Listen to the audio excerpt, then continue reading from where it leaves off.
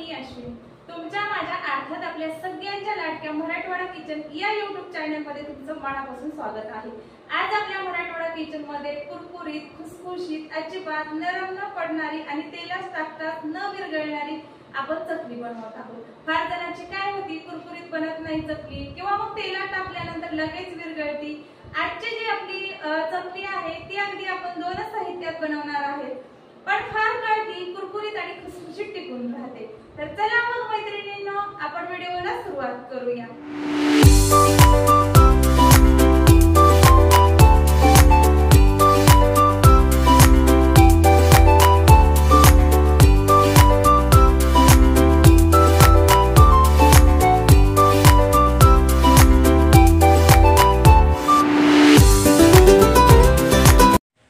चकली बनवण्यासाठी इथं आता आपण तांदूळ घेतलेले आहेत.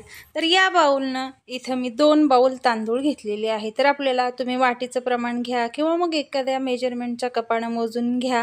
आता स्वच्छ निवडून आपल्याला चाळून हे तांदूळ घ्यायचे आहे. जे यामधली धूळ घाण आहे ती पूर्णतः आपल्याला बाजूला काढून घ्यायची आहे. आता सुरुवातीला काय करायचं आहे, हे तांदूळ आपल्याला धुवून घ्यायचे आहेत. तर इथं बघा, यामध्ये मी पाणी टाकून घेतलेलं आहे आणि भरपूर 1-2 पाण्यानं हे तांदूळ स्वच्छ म्हणजे धुवून घ्या. तुम्ही पूर्वतयारी म्हणून हे तांदळाचं आणि डाळव्याचं पीठ सुद्धा बनवून म्हणजे ठेवू शकताय. ते फार काळ 1-2-3 महिने आरामात टिकतं. तर तांदूळ इथं मी स्वच्छ धुवून घेतलेला आहे. तर आता आपल्याला तांदूळ निथळण्यासाठी काय करायचं आहे, एका चाळणीमध्ये ठेवून घ्यायचं आहे. तांदूळ आपण म्हणजे नंतर भाजून घेणार आहोत. त्यासाठी आपल्याला व्यवस्थितच हा तांदूळ म्हणजे सुकवून घ्यायचा आहे. तर उन्हामध्ये हा तांदूळ सुकवून घेऊ नका. काय होतं, चकली म्हणजे करताना याचे तुकडे पडले जातात. त्यामुळे तांदूळ आपल्याला फॅन खाली किंवा एखाद्या सुती कापडावर किंवा मग अशा पद्धतीनं इथं बघा चाळणीमध्ये एक 4 ते 5 तास मी व्यवस्थित हा तांदूळ सुकवून घेतलेला आहे. आता आपल्याला काय करायचं आहे, हा तांदूळ भाजून घ्यायचा आहे. तर भाजत असताना सुद्धा मंद आचेवर तांदूळ भाजून घ्या. तुम्ही जितकं व्यवस्थित भाजून घ्याल तितकाच तुमची चकली सुद्धा खाण्यासाठी व्यवस्थित अशी लागणार आहे.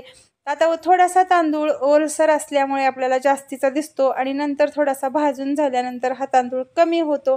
तर इथे आपल्याला सुरुवातीलाच तांदूळ मोजून घेण्याचं कारण म्हणजे आपल्याला यामध्ये ज्या फुटण्याच्या डाळी असतात किंवा फार जण याला डाळवे सुद्धा म्हणतात, ते आपल्याला यामध्ये नंतर मोजूनच टाकायचे आहेत. त्यामुळे आपल्याला इथं सुरुवातीला तांदूळ म्हणजे व्यवस्थित मोजून घ्यायचा आहे, कारण आपल्याला परत डाळव्याचा अंदाज येतो.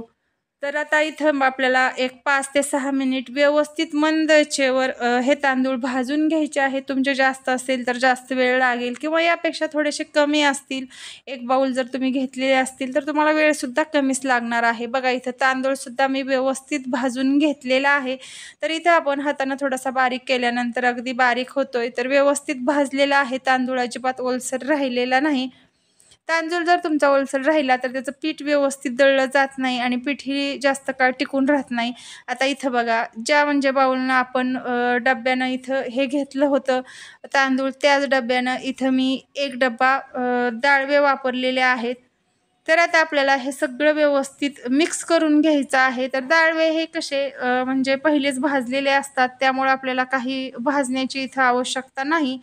तर तुम्ही गरम सुद्धा म्हणजे करून घेऊ शकता, त्यामुळे पीठ व्यवस्थित दळलं जातं. तर आता आपल्याला हे सगळं हातानं व्यवस्थित मिक्स करून घ्यायचं आहे आणि आता यामध्ये कुठलंच आपल्याला जिरा ओवा काही न टाकता आपल्याला साधं सिंपल 2च साहित्य दळून घ्यायचं आहे. आता इथं बघा, पीठ सुद्धा मी व्यवस्थित बारीक अगदी गिरणीवरती दळून आणलेलं आहे. तुम्ही मिक्सर मध्ये सुद्धा हे बारीक करून घेऊ शकता. आता इथं पीठ मळण्यासाठी मी एक डिश घेतलेली आहे आणि आता संपूर्ण पिठाची चकली न बनवता आपल्याला तेलाचा अंदाज घेण्यासाठी इथं मी 4 कप म्हणजे हे पीठ घेतलेलं आहे. तुम्ही वाटीच्या प्रमाणे घेऊ शकता किंवा इतर कुठल्याही मेजरमेंटच्या कपाने इथं मोजून घेऊ शकता. आता 4 कप इथं पीठ घेतल्यानंतर अर्धा कप आपल्याला यामध्ये तेल वापरायचं आहे. त्यामुळे आपल्याला इथं पीठ मोजून घ्यायचं आहे. तर व्यवस्थित चाळणीनं हे पीठ चाळून घ्या. म्हणजे काय होतं, त्याच्यामध्ये जे जाडसर कण असतात ते सगळे साईडला बाजूला निघतात आणि चकली करताना व्यवस्थित चकली बनते. जर आपण हे चाळून पीठ व्यवस्थित नाही घेतलं, ते जाडसर कण असतात ते आपल्याला चकली करताना व्यवस्थित बनवता येत नाही. आता इथं बघा, अगदी कडकडीत असं तेलाचं मी अर्धा कप मोहन यामध्ये टाकलेला आहे. 4 कप म्हणजे पिठासाठी इथं मी अर्धा कप तेल वापरलेलं आहे। तर कडकडीत तेल गरम करा। ते कडकडीत गरम केल्यानंतर काय होतं, चकली खुसखुशीत बनते आणि जास्तीचंही तेल चकलीमध्ये वापरू नका, त्यामुळे चकली तेल धरण्याची शक्यता असते, पुन्हा विरघळली जाते। त्यामुळं कमीच तेलाचा वापर करायचा। 4 कप पिठासाठी इथं अर्धा कप तेल मी वापरलेलं आहे। अगदी परफेक्ट असं याचं मेजरमेंटचं प्रमाण आहे। आता सुरुवातीला कसं तेल गरम असते, त्यामुळे काय करा, चमच्यानं व्यवस्थित किंवा एखाद्या पळीनं हे सगळं साहित्य हलवून घ्या, हाताला चटके बसण्याची शक्यता असते। मी सुरुवातीला एक 5 मिनिट व्यवस्थित हे मोहन या पिठामध्ये म्हणजे चोळून घेतलेलं आहे आणि नंतर इथं मी हातानं याला मिक्स करून घेतलेलं आहे। आता आपलं परफेक्ट असं मोहन म्हणजे झालेलं आहे का ते कसं ओळखायचं, तर पिठाचा पूर्ण मुटका तयार होतो।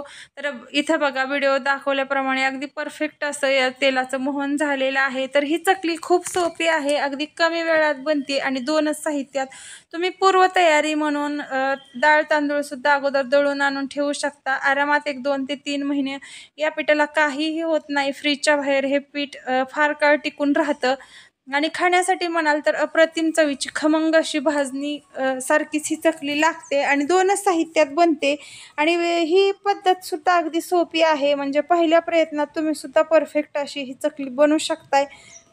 तर इथं बघा आता व्यवस्थित हे सगळं पीठ मी मिक्स करून, तर तुम्ही सुद्धा नक्की ही चकली ट्राय करा आणि मला कमेंट करून सांगा तुमची सुद्धा चकली इतकीच अप्रतिम चवीची अशी झालेली आहे का। तर सुरुवातीला तेल व्यवस्थित याला चोळून घ्या, म्हणजे पिठामध्ये पूर्ण मिक्स करा, त्यामुळे चकली एकसारखी बनते। तर आता यामध्ये आपल्याला 1 चमचा टाकून घ्यायची आहे ओवा पावडर, 1 चमचा इथं टाकून घेतलेली आहे जिरा पावडर।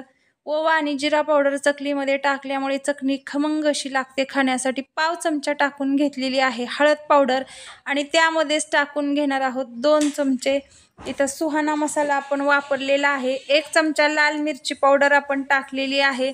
आता चवीनुसार यामध्ये आपल्याला मीठ टाकून घ्यायचं आहे आणि भरपूर म्हणजे तीळ असे टाकून घ्यायचे आहे। तर 1 वाटी इथं मी तीळ टाकलेले आहेत। तिळाचं प्रमाण तुमच्या आवडीनुसार तुम्ही जास्त कमी म्हणजे वापरू शकताय। तर आता सगळं आपल्याला हे मसाले परत एकदा तेल ज्या पद्धतीने आपण त्याला चोळून घेतलं होतं पिठाला लावून, त्याच पद्धतीने मसाले सुद्धा सगळे एकजीव करून घ्या या पिठामध्ये व्यवस्थित मिक्स। कोणतीही रेसिपी असू द्या, ती जर आपण पूर्वतयारी करून किंवा बनवताना सुद्धा व्यवस्थित बनवली तर नक्कीच अप्रतिम चवीची होते आणि बिघडत सुद्धा नाही। आता यामध्ये आपल्याला थोडंसं करत पाणी टाकून घ्यायचं आहे। आता हे जे पाणी आपण पीठ मळण्यासाठी वापरणार आहोत ते आपण गरम पाणी वापरलेलं आहे। गरम पाणी वापरल्यामुळे चकली खुसखुशीत बनते। तर इथं मी अगदी कोमट हे पाणी करून घेतलेलं आहे आणि व्यवस्थित यामध्ये थोडंसं करत हे पाणी टाकून घेतलेलं आहे। आता कुठलाही मळणीचा पदार्थ असू द्या, मळत असताना नेहमी पाणी हे थोडंसंच घालावं, कारण कधी कधी काय होतं, तांदळाची जी पिठं असतात त्यासाठी किंवा मग रव्याची जी पिठं असतात त्यासाठी पाणी हे थोडंसं जास्तीचंच लागतं। आता थोडंसं पाणी करत यामध्ये टाकल्यामुळं काय होतं, आपल्याला हव्या त्या प्रमाणामध्ये पिठं मळली जातात, ना जास्त पातळ होत नाहीत ना जास्त दाटसर होत नाहीत। आता इथं 5 मिनिट व्यवस्थित मी हे पीठ मिक्स करून घेतलेलं आहे। तुम्ही जर व्यवस्थित मिक्स करून घेतलं तर चकली सुद्धा खाण्यासाठी व्यवस्थित लागते। आता आपल्याला इथं या पिठाला भिजत ठेवण्याची काहीच आवश्यकता नाही, लगेच तुम्ही हे चकली करायला म्हणजे घेतलं तरी चालेल। आता इथं मी एक सोऱ्या घेतलेला आहे आणि त्यामध्ये हे पीठ टाकून घेतलेलं आहे। पद्धत खूप सोपी आहे। तुम्ही सुद्धा बनवल्यानंतर तुमची सुद्धा चकली अशी छान झालेली आहे का ते नक्की कमेंट करून सांगा आणि पहिल्याच प्रयत्नात तुम्ही सुद्धा अगदी परफेक्ट अशी चकली बनवू शकताय। तर इथं बघा मी एक म्हणजे पेपर घेतलेला आहे आणि आता त्यावरती आपण या चकल्या पाडून घेणार आहोत। तर बनवायला सुद्धा अगदी सोप्या जातात, अजिबात पीठ आपलं अगदी परफेक्ट आपण मळून घेतल्यामुळे चकली बनवताना सुद्धा अजिबात तुटली सुद्धा जात नाही आणि काटेरी सुद्धा आपल्याला हव्या त्या प्रमाणात याला काटे आलेले आहेत, तुम्ही पाहू शकता।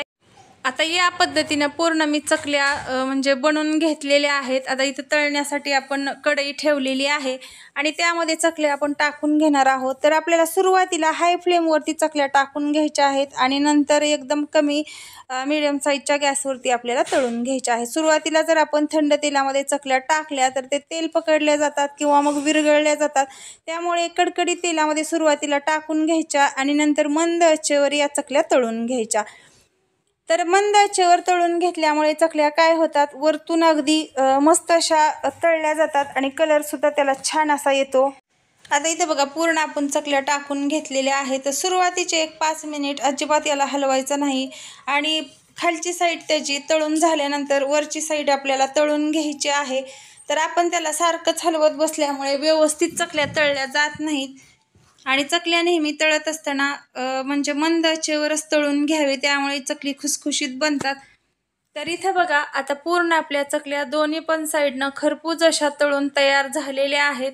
तर आता आपण एका झाऱ्यामध्ये व्यवस्थित या चकल्या काढून घेणार आहोत. आता इथं तुम्ही पाहू शकताय कलरसुद्धा याला किती छान असा आलेला आहे आणि मंद आचेवर तळल्यामुळे अगदी खुसखुशीत अशा म्हणजे चकल्या बनलेल्या आहेत. तर कशी वाटली मैत्रिणींनो तुम्हाला ही डाळ आणि तांदळाची चकली, ते मला नक्की कमेंट करून सांगा. आपल्या चॅनलला तुम्ही आणखीन सबस्क्राईब केलं नसेल तर सगळ्यात अगोदर सबस्क्राईब करा, बेल आयकॉन प्रेस करा, म्हणजे मी टाकलेल्या नवनवीन रेसिपीचे नोटिफिकेशन तुमच्यापर्यंत पोहोचतील आणि तुम्हीसुद्धा असेच नवनवीन आणि हटके रेसिपीज बनवू शकताय. तर इथे बघा मी तुम्हाला एक चकली तोडूनसुद्धा दाखवलेली आहे, किती खुसखुशीत झालेली आहे आणि ऑइली तर अजिबात बनलेली नाही. तर तुमचीसुद्धा चकली इतकीच खुसखुशीत आणि कुरकुरीत झालेली आहे का, ते नक्की मला कमेंट करून सांगा. तर चला मग मैत्रिणींनो, भेटू अशीच पुढील काहीतरी नवीन आणि हटके रेसिपी घेऊन. तोपर्यंत बाय बाय.